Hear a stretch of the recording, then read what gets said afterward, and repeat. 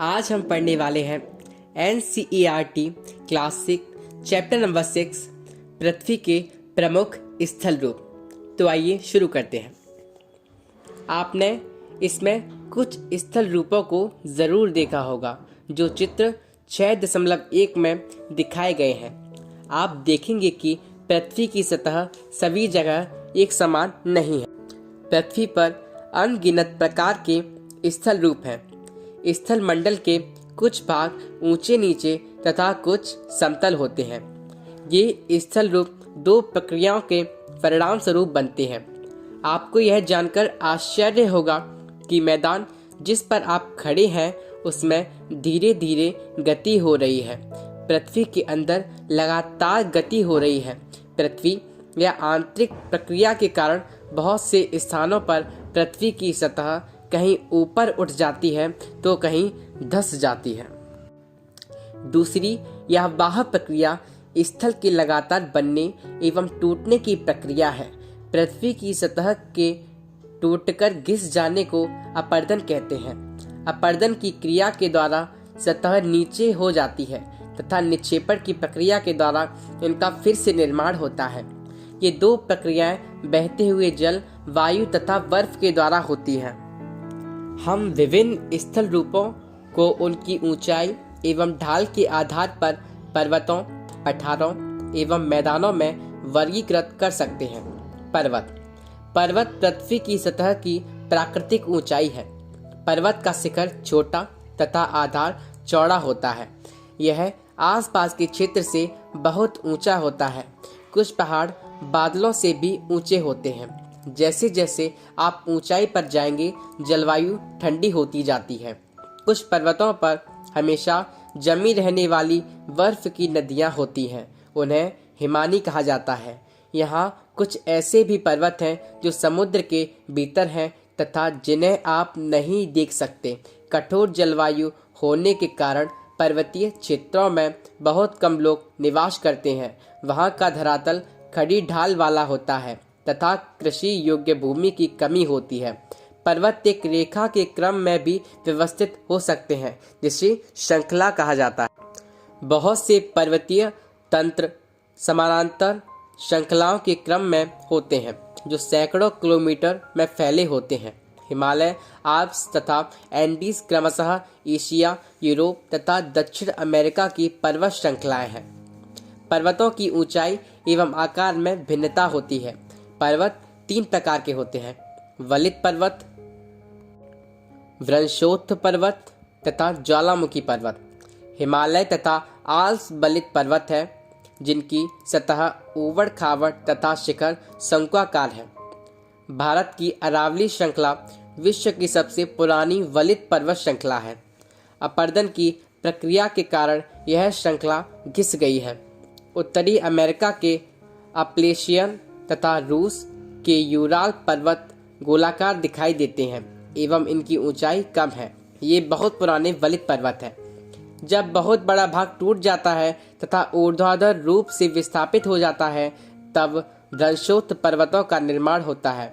ऊपर उठे हुए खंड को उत्खंड हास तथा नीचे धसे हुए खंडों को द्रोणिका भ्रंश ग्राबेन कहा जाता है।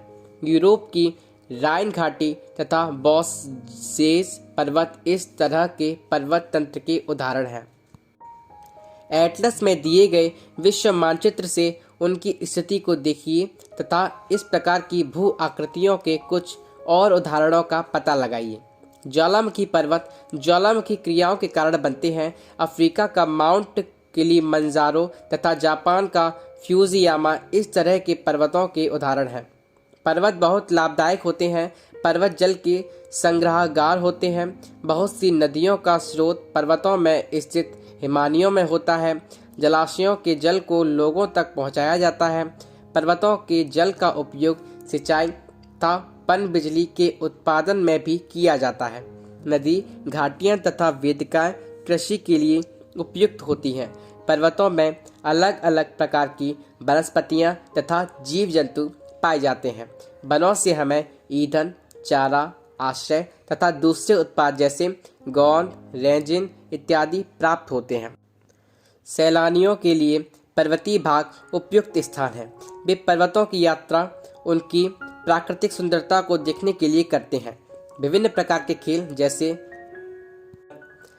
Paragliding, hang gliding, river rafting तथा स्कीइंग पर्वतों के प्रचलित खेल हैं।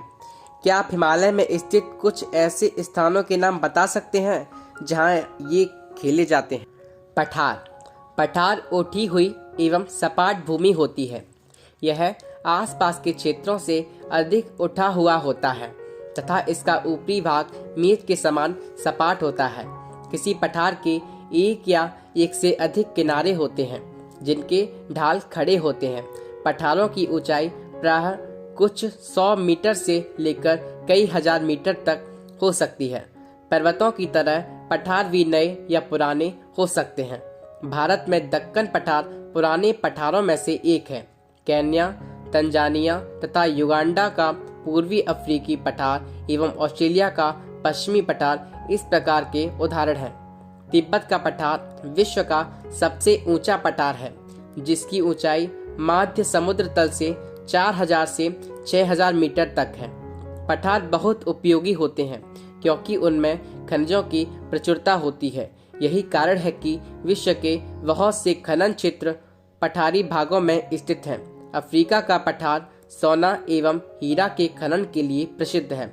भारत में छोटा नागपुर के पठार में लोहा, कोयला तथा मैग्नीज के बहुत बड़े भंडार पाए जाते हैं। पठारी क्षेत्रों में बहुत से जलप्रपात हो सकते हैं क्योंकि यहाँ नदियाँ ऊंचाई से गिरती हैं। भारत में छोटा नागपुर पठार पर स्वर्ण रेखा नदी पर स्थित हुंड्रू जलप्रपात तथा कर्नाटक में जोग जलप्रपात इस प्रकार के जलप्रपातों के उदाहरण हैं। लावा पठार में काली मिट्टी की प्रचुरता होती है जो उपजाऊ है एवं खेती के लिए काफ़ी अच्छी होती है।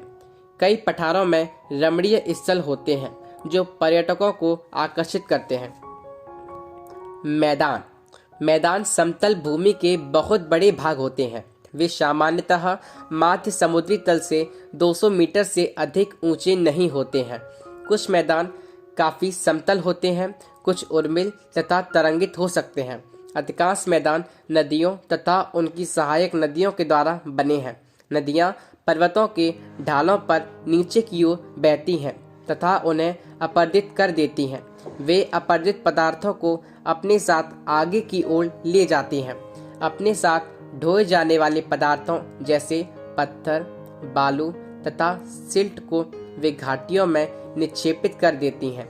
इन्हीं निक्षेपों से मैदानों का निर्माण होता है।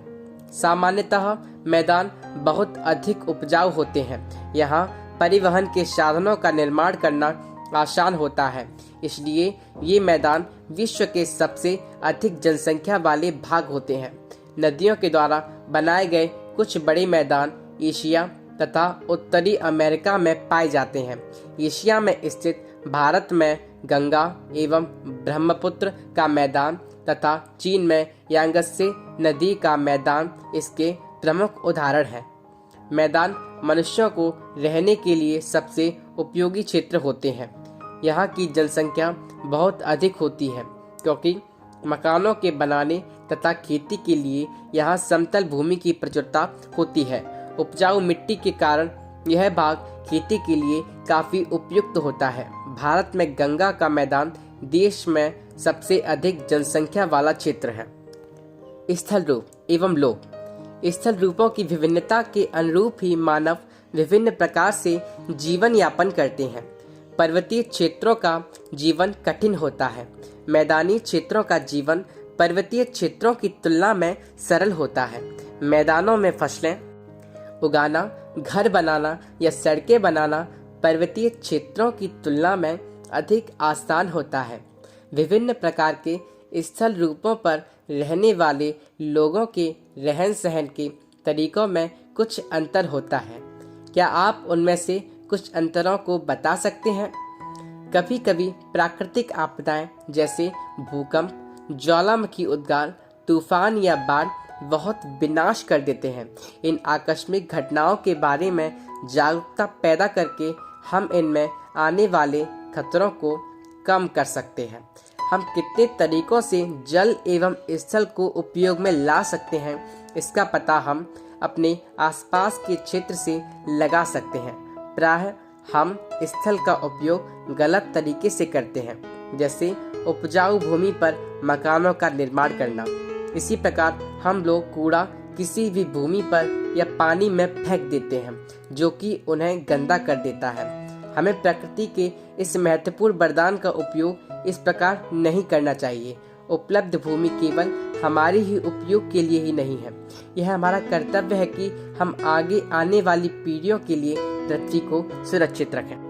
क्या आप जानते हैं, पहाड़ी वह स्थलीय भाग है जो कि आसपास की भूमि से ऊंची उठी होती है। 600 मीटर से अधिक ऊंचाई एवं खड़ी ढाल वाली पहाड़ी को पर्वत कहा जाता है। 8000 मीटर से ऊंचे कुछ पर्वतों के नाम बताइए। प्रशांत महासागर में स्थित मोनाकी पर्वत हवाई द्वीप सागर की सतह के नीचे स्थित है। इसकी ऊंचाई 10,205 मीटर एवरेस्ट शिखर से भी अधिक है। स्वच्छ भारत मिशन। स्वस्थ शरीर में स्वस्थ मस्तिष्क निवास करता है और स्वस्थ शरीर के लिए स्वच्छ पर्यावरण, विशेष रूप से साफ जल, वायु तथा स्वच्छ वातावरण प्राथमिक आवश्यकता है। इन सभी प्राथमिक आवश्यकताओं को सभी लोगों को सुलभ कराने हेतु भारत सरकार द्वारा स्वच्छ भारत मिशन कार्यक्रम चलाया जा रहा है। Thank you so much. तो इस प्रकार यह अध्याय समाप्त होता है। ये सभी ऑडियो बुक्स आपके एज ए यूपीएससी एस्पिरेंट आपके रिवीजन में बहुत ज़्यादा ही सहायक हैं। मैं आपको पर्सनली सजेस्ट करूँगा कि आप कम से कम एक बार इन बुक्स को हफ्ते में ज़रूर पूरा करें, जो कि आपके लिए बहुत ही लाभदायक सिद्ध होगा। धन्यवाद।